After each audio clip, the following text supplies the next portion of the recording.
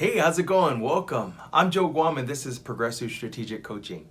So for this very first episode, I thought it would be good to actually just get a base understanding and talk about what exactly is a project and what or who exactly is a project manager. So it's probably good for us to get a clear understanding and get the definition so that we can use it as a basis for all the future episodes. So let's start off with the best practice, so to speak, of the definition of a project. And this is the definition from the Project Management Institute on what a project is. So, quote unquote from their website, it's a temporary endeavor undertaken to create a unique product, service, or result.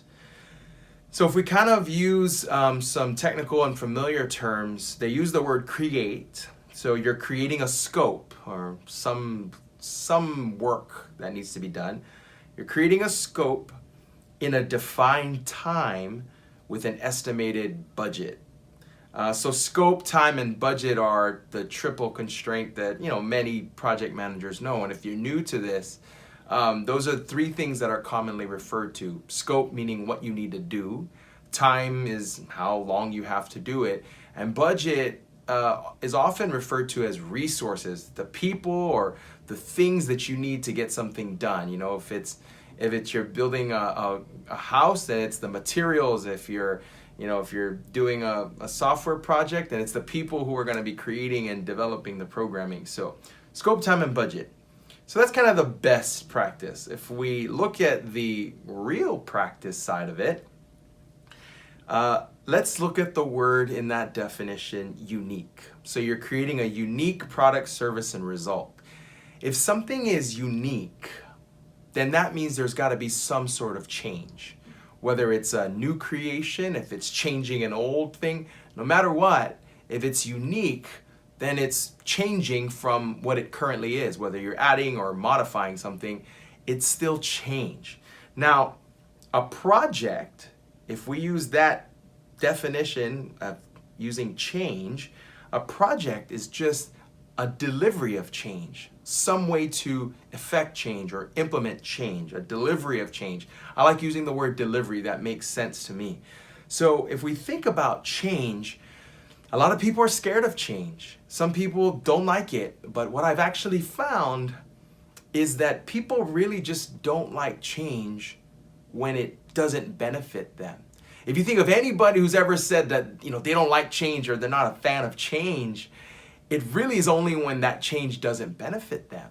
Because if there's something that benefits them, like if they're getting a new car or if they're getting a new house or something, they're all for it. They're the leader of that change if it benefits them. So that's just something to think about when people say, oh, I don't like change. Really, it's only when it doesn't benefit them. So let's focus a little bit more on that word deliver. Delivery of change, right? Deliver implies that it's completed, it's finished. And that's something that we're going to have to come back on, as we talk more and more about these best practice, real practice episodes moving forward, is that the word deliver means that it has to be in its finished or completed state. And so you have to think about what it takes to get there, to the point where you can actually deliver it.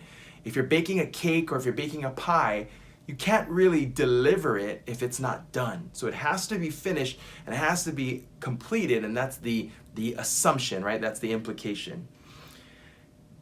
In the real practice sense of the definition of project, it has to be more than just a scope. And what I mean by that is, when we're delivering a project, we're delivering some change, it's not just about the scope. It's not just about what you need to do.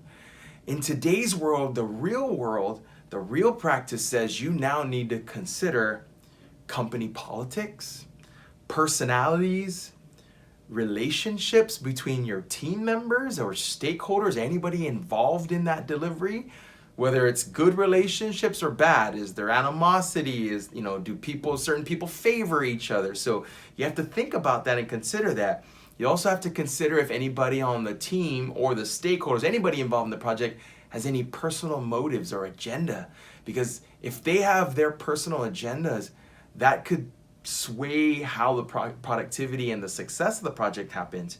You also have to think if there's any political affiliations, or if there's anybody who has a very strong position on a controversial topic. I mean, these are all things that are not normally defined in a project, but it's something that really affects a project's success rate. So considering the best practice definition of a project versus the real world practice definition of a project, these are some things to consider. So if we're thinking that the definition of a project is the delivery of change, then what or who is a project manager? So I'm going to start off again with the best practice, so to speak, definition from the Project Management Institute, PMI. And I like their definition. They say that project managers are change agents. So going back to that word that I used, delivery of change, they're change agents. And I like this because the way I define it to, in the real practice sense, is a project manager is just the person who leads the delivery of change. So that's the person who is in charge, so to speak, but really who manages that delivery of change. These days, the roles and responsibilities of a project manager is constantly changing. It's evolving. You're not just doing project management anymore. There's a lot of things you have to consider if the goal is to deliver. And the goal is to complete things, because it's not just about delivering the scope anymore. It's about delivering the entire project or the entire change, right? And so you got to be more than just a project manager, more than just a PM. There's a lot of times in the positions that I've taken for projects that I've had to be a business analyst, or I've had to be a technical SME, or I've had to be a business SME because, those roles weren't available. And sometimes I've had to ramp up and become the business SME, or become the technical SME, or become the business analyst in that industry. So that's very real in these day and age where you don't have all the resources available to you and you still have to deliver despite not being able to do the best practice. Sometimes in the roles that you play, we talked about, relationships between team members, all that. Sometimes you have to be, and this is kind of joking, but it's true. Sometimes you have to be a psychiatrist. You have to be a friend to your team members and just lend an ear and let them vent. Maybe they got something going on at home that's causing them to not be as productive on the project. And the only way to get to delivery is to just lend an ear and be a friend to them. Sometimes you have to be a coach. You have to be a mentor. Sometimes you have to be a career advisor. I mean, the roles kind of go on in terms of being a PM, and you could really turn a shut eye to all of this, but the truth is it will affect the success of your delivery, not just the project, but the entire delivery. So hopefully this helps you in thinking about what the definition, the real practice definition is of a project, or the real practice definition is of a project manager.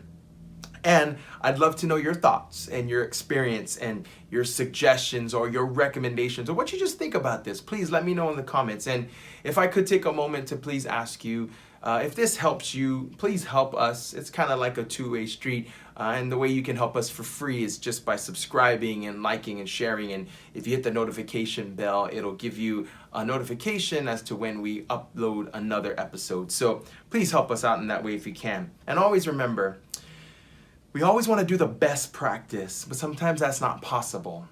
But there's always a real practice. Thank you so much for watching. We'll be back again with another episode as we take this a step further next time.